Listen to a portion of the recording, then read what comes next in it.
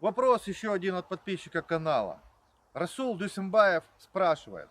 Здравствуйте, у меня Nissan Примера с первой на второй передаче стук, как будто бы коробка или может быть привод. Возможно такое.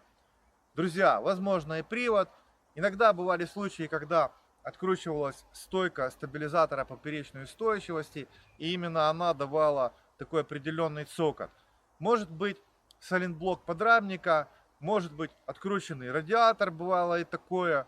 Также причиной тому возможен пружины, которые прижимают колодки, они ослабились, и из-за недостаточного прижима колодки она, получается, на всех неровностях начинает тарахтеть, и не сразу определишь, в чем причина.